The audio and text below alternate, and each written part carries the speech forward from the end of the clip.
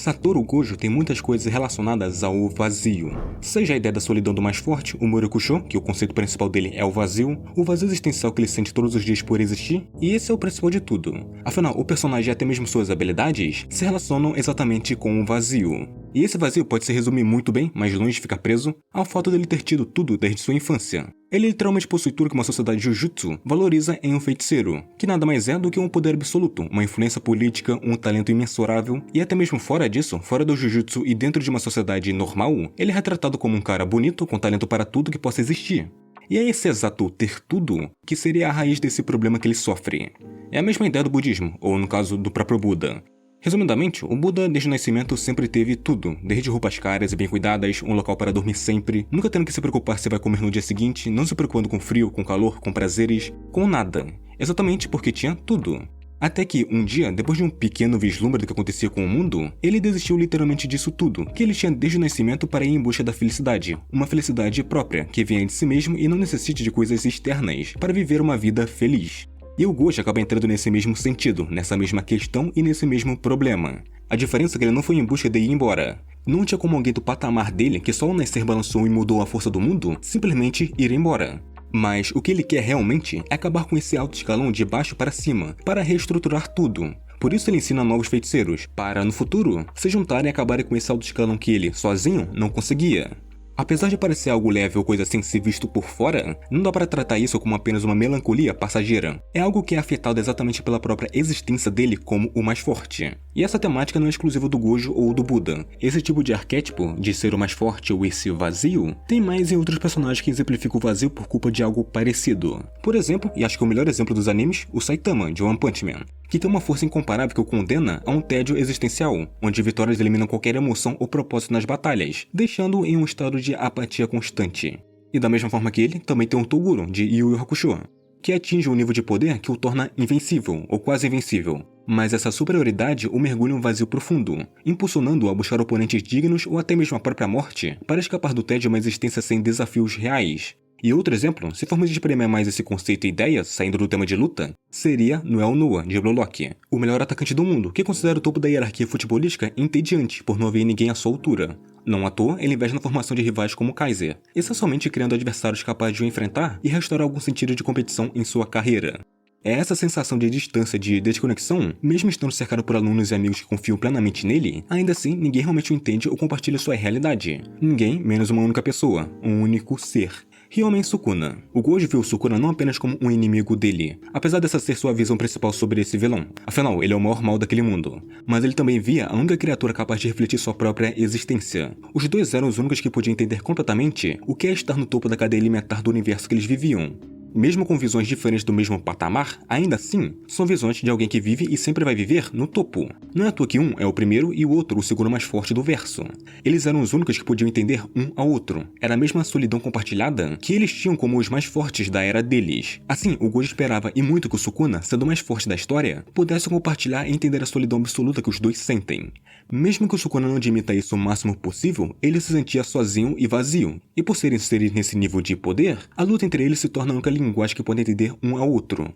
O Gojo sentiu uma alegria completamente genuína durante toda a luta porque finalmente encontrou alguém com quem pudesse conversar de igual para igual. Conversar no sentido de porrada. É até interessante essa relação entre os dois. Dá até pra relacionar isso e muitas outras coisas relacionadas ao relacionamento do Gojo com outros, com o sentido da flor que ele fala no capítulo 236, quando mostra ele morto no que seria a imaginação e pós-vida dele, que é a metáfora dele em relação às flores. As pessoas ao redor dele, seus alunos, eram vistos através de uma lente própria, onde ele poderia admirar eles se desabrochando, se fortalecendo e melhorando, mas não pode pedir que eles o entendam. Afinal, ele se dedicava apenas a ensiná-los, se sentindo como um ser vivente e não uma pessoa, não passando mais do que apenas uma existência viva. E o Sukuna, ele não era essa flor. Ele estava vendo tudo na mesma visão que ele. Na verdade, acima dele. Ele não via os outros como uma flor a ser cuidada e fortalecida. O Sukuna via todos como apenas peixes no meio do mar que ele queria caçar, sendo o Gojo apenas um peixe com escamas um pouco maiores que o normal, mas ainda assim um simples peixe. Provando isso, eu consegui cortar a barreira infinita que o Gojo sempre usou, uma barreira que o separava do mundo. Assim, o corte que corta o mundo foi não só o corte que matou o Gojo, mas o que cortou a fronteira que colocava o Gojo em um plano isolado dos outros. Com ele, no final, sentindo uma satisfação por não ser mais intocável como era. Afinal, ele foi superado e sabia que o Sukuna era o mais forte. Não é à toa que ele morreu feliz, mesmo que tenha falhado na missão dele de proteger a todos e matar o Sukuna. E com essa satisfação e felicidade que sentia, no que seria o além dele, o Gojo aparece na sua forma de adolescente e não de adulto. Exatamente porque esse foi o período da sua vida que ele foi mais feliz e mais se sentia humano ao lado do Geto. Porque nessa época, os dois eram os mais fortes, e não apenas o Gojo. Eram nós, e não apenas eu, na visão do Gojo.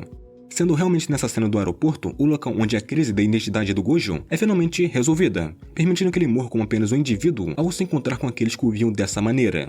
E mesmo que ele confirme que feiticeiros morrem sozinhos, a morte dele contradiz o que ele mesmo diz. Ele morreu cercado pelas projeções dos amigos mais próximos que tinha, que também morreram. Mesmo se sentindo sozinho por muito tempo, ele não estava sozinho no final de tudo. É exatamente no final que ele mais percebe isso, não morrendo mais com um vazio infinito que via em si mesmo. Um vazio que se expande por todas suas habilidades. Para entender o Satoru através dos seus poderes, precisamos primeiro entender a grandiosidade da existência dele e de seus poderes. Afinal, já como garoto e recém-nascido, apenas a existência de Satoru Gojo foi o que equilibrou o mundo inteiro. Ele foi o primeiro feiticeiro do clã Gojo em centenas de anos a herdar simultaneamente os 6 olhos e a técnica do ilimitado. E essa junção, mais o talento inato para tudo que ele tem, forçou as maldições a evoluírem e se tornarem mais fortes, só para compensar a presença da existência dele. E claro, com grandes poderes, vem grandes responsabilidades. No caso dele, foi uma responsabilidade forçada. Afinal, ele não era mais do que uma arma contra as maldições, tendo até uma infância privada de qualquer coisa normal, como dito pelo próprio Gege em uma entrevista há pouco mais de um ano atrás. O Gojo ele foi forçado a muitas coisas, desde missões para treinar, não ter amigos e diversas coisas que alguém deveria ter na infância. Sendo até mesmo caçado por mercenários que achavam que tinha alguma chance contra ele. Não é à toa que ele insiste sempre em deixar as crianças, os mais jovens, serem crianças. E o que é ainda mais importante para ele, deixá-las ser as que decidem o seu próprio destino. Não é à toa que foi o que ele fez com Itadori, fazendo ele decidir o que fazer, com a escolha de morrer ali mesmo ou morrer depois, algo que o Gojo não iria deixar. E foi o mesmo com Yuta, fazendo ele decidir o que fazer. Ele simplesmente tem essa fixação em garantir que os mais velhos não sejam os que tomam decisões que vão pesar na vida das crianças. E é exatamente por tudo isso que falar dos poderes do Gojo não é apenas falar de técnicas ou habilidades por serem técnicas e habilidades. Principalmente porque os poderes do Gojo baseiam-se em conceitos metafísicos e budistas, que impõem a não conclusão como regra da realidade, especialmente sua expansão de domínio, que vamos falar mais pro final, já que ela é algo bem especial. O mais conhecido, e também a base de todas suas habilidades, é sua técnica inata, o Mugen. Essa técnica não cria um espaço infinito de forma literal, mas transforma a aproximação ao corpo do Gojo em um processo infinito.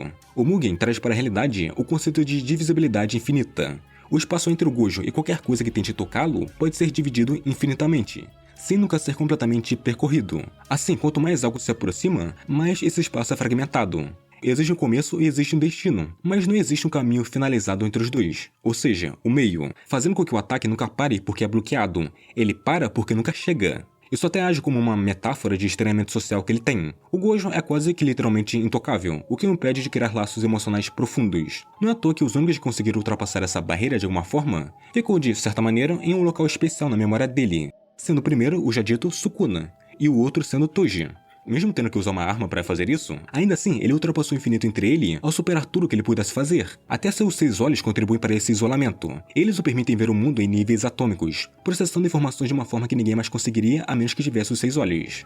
Ele é até quase reverenciado como uma divindade, se não fosse por sua personalidade, mas ainda é temido como uma arma, mas raramente é visto como um homem, sendo um dos poucos a verem ele como um ser humano, o Suguru Geto, exatamente porque ele era o único que viu o Gojo como Satoru, e não apenas como o pilar da força dos feiticeiros da era moderna. E a perda do Geto, em vários sentidos diferentes, mesmo antes da sua morte, foi o que abriu novamente o vazio no coração dele, o deixando mais uma vez isolado no topo. E claro, sua expansão de domínio, o Morokusho, o domínio que ele tem, nada mais faz do que inundar a mente da vítima com informações infinitas, forçando o oponente a uma percepção de tudo em um curto espaço de tempo, recebendo tudo, mas sem poder fazer nada. Até que, claro, o próprio Gojo toque, sendo até uma representação física do quão vazio o Gojo é. Afinal, a expansão de domínio representa seus ideais, sua técnica amaldiçoada e sua psique, criando um espaço próprio onde suas habilidades têm acerto garantido. superando o oponente com a essência do usuário. E vamos dar um bom foco nisso, exatamente por como é o conceito e a construção de uma expansão de domínio, e como se explica mais do que necessário sobre o Gojo. Todos os seres, sejam feiticeiros ou não, possuem um domínio inato. Ele é a personificação direta da mente e do coração de cada um. E a expansão de domínio acontece quando esse mundo interior é imbuído de energia amaldiçoada e da técnica inata do usuário, sendo projetado para fora e fechado dentro de uma barreira. Mas nem todo mundo consegue fazer isso de forma completa. Apenas personagens totalmente realizados, ou usando outra palavra, iluminados, porque só assim eles conseguem manifestar uma expansão perfeita. Já aqueles com senso de ideias incompletas de si mesmo acabam falhando, ou manifestando apenas versões imperfeitas do domínio. O Megumi é o melhor exemplo disso. Ele ainda não possui uma expansão completa justamente por essa instabilidade somada à falta de experiência.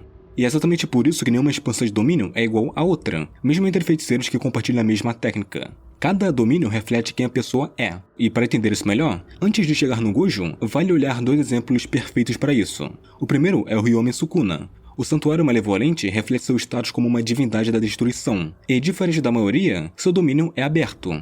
Ele não aprisiona um alvo dentro de uma barreira. A vontade do Sukuna é projetada diretamente no mundo real, como se fosse uma obra de arte divina pintada no próprio ar. Ao permitir uma rota de fuga, o raio do acerto garantido se expande para até 200 metros. Os inúmeros cortes do domínio funcionam como uma preparação culinária para sua técnica de fogo, o Kami no Fuga, ou apenas Kami no. Tudo ali reflete sua onipotência e desprezo absoluto pelos outros. E o Sukuna, ele realmente não precisa prender ninguém, porque acredita que nada pode resistir à sua vontade. Isso porque o mundo inteiro já é seu território, sua cozinha pessoal, onde tudo existe para satisfazer seus desejos. Agora, no extremo oposto, temos o Ditadori. A expansão dele não é focada em destruição ou em amplificar poder. Ela manifesta seu domínio inato como sua cidade natal, Sendai. E o oponente é levado a locais importantes na vida do Yuji. E tudo isso funciona como uma projeção direta da sua humanidade e empatia. É um espaço de memória e diálogo, onde o Yuji tenta alcançar a alma do oponente antes mesmo de atacar. E o fato de ambos aparecerem corados dentro do domínio provavelmente está ligado à natureza ilusória desse espaço, que transmite o conforto e suspensão momentânea da dor. Só que mesmo assim, o Yuji utiliza a técnica que despertou recentemente, que no caso é o santuário, ou os cortes, a mesma técnica inata do Sukuna. E o efeito imbuído é o desmantelar, que ataca diretamente a alma ou sua fronteira.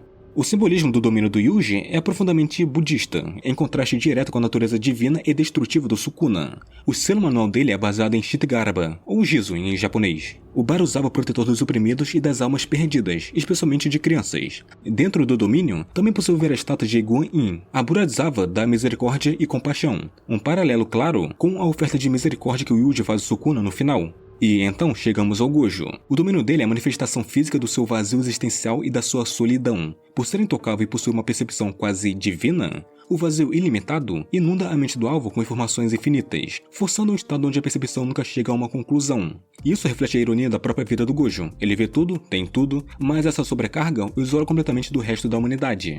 E o próprio espaço do domínio reforça isso. Ele transporta tudo para o interior da técnica ilimitado, que visualmente se assemelha ao espaço, com galáxias e buracos negros. Sendo isso uma representação metafórica da solidão e do vazio interno do Gojo. E, mais uma vez, existe uma conexão direta com o budismo. O nome Murokusho, ou vazio ilimitado, remete ao conceito de Sunyata, sendo esse conceito que significa vazio. Mas não o vazio físico ou literal vazio que achamos que conhecemos. Sunyata significa a ausência de existência essencial ou natureza própria. Simplificando, isso significa que as coisas são dependentes de outras coisas inatas em sua natureza, permitindo a mudança. Sendo que nenhuma entidade possui uma essência fixa e independente. Tudo surge em dependência de algumas causas e condições. Ou seja, tudo é conectado de alguma forma a outra coisa. A palavra que mais combina com isso é literalmente interconectada. Então dá pra entender algo sobre o Gojo com isso. Afinal, ele está literalmente conectado a tudo. Desde o que eu já venho dizendo, que é o equilíbrio do mundo, como a mudança do mundo, como os mais fortes e os mais fracos, o nada e o tudo, porque tudo funciona a partir dele, e quando ele morre, ele ainda mantém tudo unido contra o Sukuna. Porque se não fosse por ele, ninguém conseguiria lutar contra o Sukuna. Além disso, que dá pra entender, a habilidade principal dele, que é colocar informação infinita constantemente na mente de quem está dentro do domínio, é o que destinou ele a uma vida de isolamento por ser especial demais, sendo esse o preço a ser pago de nascer para ser o mais forte. E é exatamente nessa vida de isolamento que entra a figura do Geto. Eu já falei dele antes, mas é impossível não aprofundar ainda mais, porque ele não era apenas o amigo do Gojo, ele foi o primeiro igual que ele teve por um tempo. Na juventude, o Gojo e o Geto eram conhecidos como a dupla mais forte, e perto do Geto, o Gojo não precisava usar essa máscara de brincalhão. Ele era só um adolescente absurdamente poderoso, e mais do que isso, o Geto funcionava como o guia ético do Gojo. Enquanto o jovem Gojo achava um saco proteger os fracos, o Geto falava que os fortes tinham a responsabilidade de proteger os não feiticeiros. E essa relação era o que permitiu o Gojo entender um pouco os sentimentos das pessoas normais, mesmo que ainda com dificuldade. O vazio existencial do Gojo, que começou desde o nascimento, foi temporariamente preenchido por Geto e seus colegas, fazendo com que ele se abra de vez quando ele atingiu o ápice sozinho, enquanto o Geto desertava, já que depois do incidente com Toji, o "nós somos os mais fortes" vira "eu sou o mais forte". O Gojo lhe passa a realizar missões sozinho, porque ninguém consegue acompanhá-lo. E isso também isola o Geto ainda mais, alimenta seus pensamentos distorcidos e o empurra para a loucura. Mas toda relação tem um ponto de ruptura, e o deles vem com aquela pergunta: você é Satoru Gojo porque é o mais forte, ou é o mais forte porque é Satoru Gojo? Ela briga com o sentido de destino e livre-arbítrio, além de identidade, que é o mais óbvio. Se a força do Gojo define quem ele é, então sem ela, ele não seria ninguém. E isso é pior pro Gojo porque isso vem da pessoa que ainda o enxergava como um humano. E a partir dali, o Geto deixa de tratar o Gojo como amigo e passa a vê-lo apenas como um pilar de poder. Não é à toa que isso marcou o Gojo para sempre. Foi literalmente o começo do fim do equilíbrio que eles tinham. E a saída e a morte do Geto foi o maior trauma do Gojo, e também o motivo pelo qual ele se tornou professor. Ele percebeu que força bruta não salva quem não quer ser salvo. E ao treinar alunos como Yuji, Megumi, Yuta e outros, o Gojo tenta criar uma nova geração de iguais, para que ninguém precise carregar o mesmo vazio. Ele sabe que matar líderes corruptos não resolve nada, porque sempre surgiram outros iguais. A esperança silenciosa do Gojo é que seus alunos um dia o superem, ou pelo menos caminhem ao lado dele.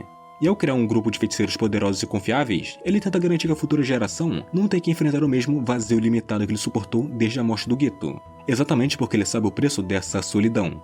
A personalidade brincalhona, arrogante e muitas vezes infantil do Gojo não é só um traço de caráter dele, poderia-se dizer que é um mecanismo de defesa. Ele projeta a confiança dele e sua leveza para esconder o cansaço de carregar o mundo nas costas. Isso não significa que seja mentira, ele realmente é arrogante, mas é uma forma de se proteger. Ele controla muito bem as relações mantendo certa distância, nem perto demais para ser ferido ou ferir os outros e nem longe demais para parecer frio, mas ainda sendo incômodo por como é a personalidade dele.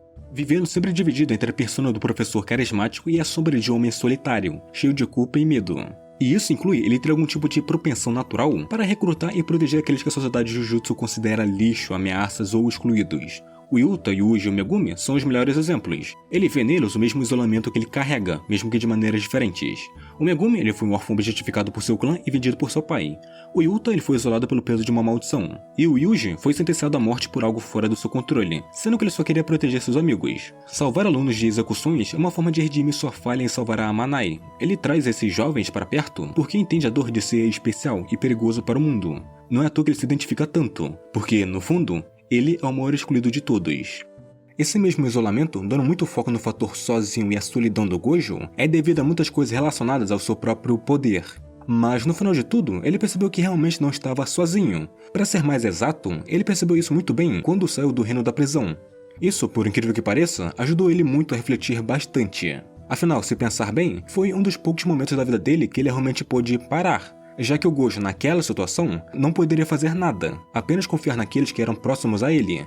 Isso não só ajudou um pouco na personalidade dele, como também ajudou nas habilidades dele. Se não fosse por isso, ele teria perdido pro Sukuna bem mais cedo do que ele realmente perdeu. Só que, mesmo assim, isso reflete sua própria vida, onde seu poder divino falha em prevenir tragédias pessoais. Não é à toa que o Gojo vive nesse ciclo de vazio. É o preço de ser o teu poder de sempre, sem ninguém ao lado. Curta, se inscreva, compartilhe, obrigado por assistir e nos vemos em outro vídeo.